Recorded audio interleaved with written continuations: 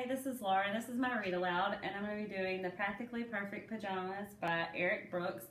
So I'm wearing long sleeve pajamas, it's a long gown, and I've got my little kid night hair. So for the class, when we read this book, we could all wear our pajamas to school.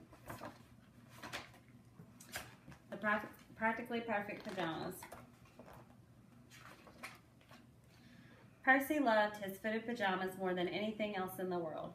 They were perfect for reading the morning paper, ideal when enjoying an afternoon snack, and a cozy necessity for a good night's sleep.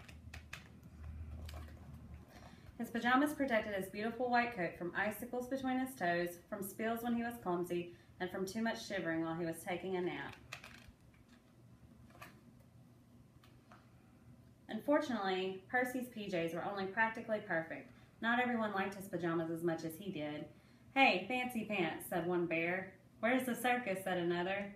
"Why can't you be more like the rest of us?" shouted a third. The bears teased him endlessly, and the other animals kept their distance. Even the Arctic foxes, who are well known for following polar bears, never followed Percy. "A bear dressed like that," they chuckled. "We don't want anything to do with him." Percy was all alone, or so he thought. Why do you think the other bears didn't like Percy's pajamas? Aurora was one Arctic fox who couldn't stay away. She loved Percy's stylish pajamas and admired that he was brave enough to be different.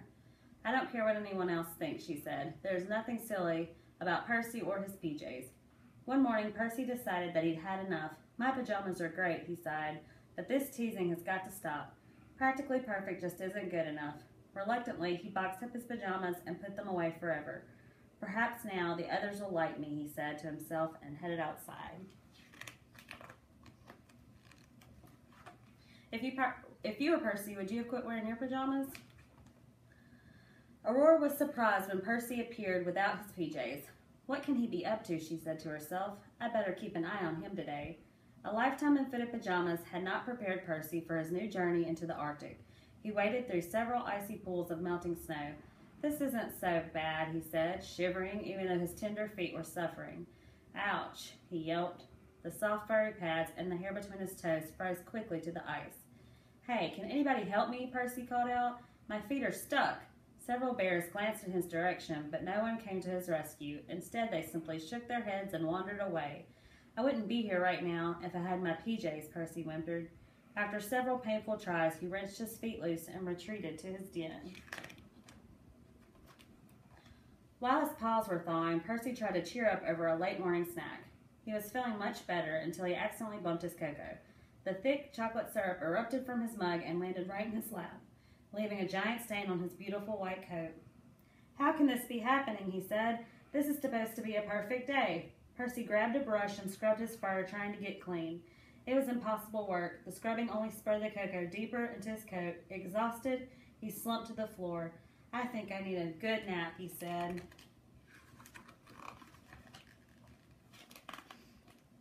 Without his pajamas, however, sleeping was impossible too.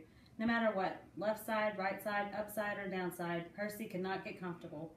"Maybe some fresh air will do me good," he said aloud.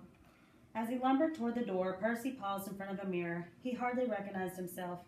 His fur was stained and matted, and his restless nap had left large, puffy bags under both eyes.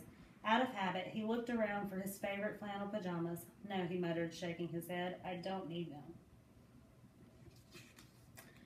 Do you think that he should have kept wearing his pajamas, even though the other bears teased him, but they did him a lot of good? The Arctic sun was as high and hot as it could be, so Percy stepped outside to warm himself. This time he moved slowly and carefully. How does everybody manage, he wondered. This isn't very easy. Percy soon realized that getting your feet stuck in the snow was very common. He also noticed several other bears with large, dirty stains on their fur and big, puffy bags under their eyes. Everyone looks miserable, he thought. Maybe all bears should wear pajamas. He quickly remembered, however, that his pajamas were only practically perfect. "I may be cold, dirty, and tired," he said, "but at least now no one is laughing at me."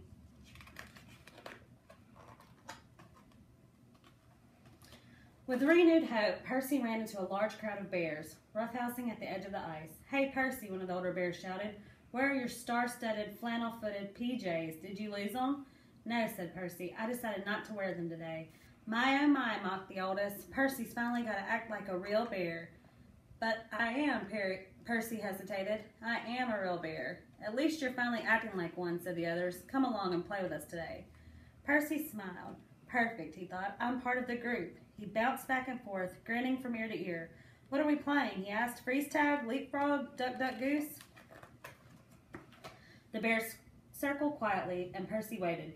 Deep in the crowd, someone whispered softly, 1, 2, 3, go.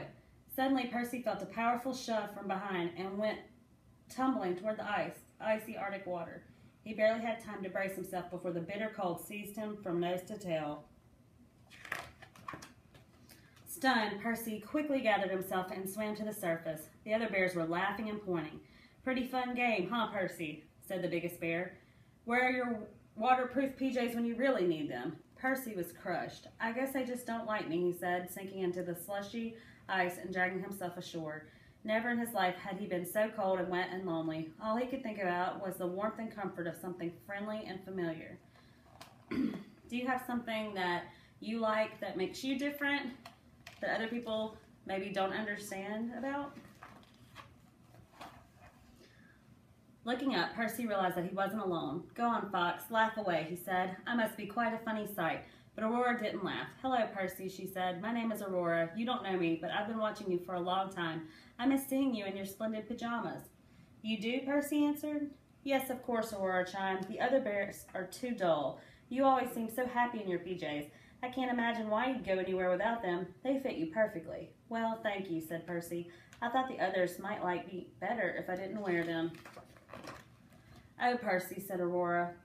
That's nonsense. They obviously don't know what they're missing. Follow me. I've got a great idea. The two of them headed towards Percy's den. After discussing Aurora's plan on the walk home, Percy made an even bigger decision than the one that he'd made that morning. They rushed inside and got right to work. Together, Percy and Aurora dug through mounds of flannel pajamas and sorted out the very best that Percy had to offer. Soon they had moved all of his PJs outside. As soon as they shook them out and folded them neatly on the snow, a small crowd gathered around. My goodness, stain resistant. These are very nice, said one bear. And these colors, very flattering, exclaimed another. Someone has been living right, whistled yet another bear. The sign that Percy and Aurora made said it all.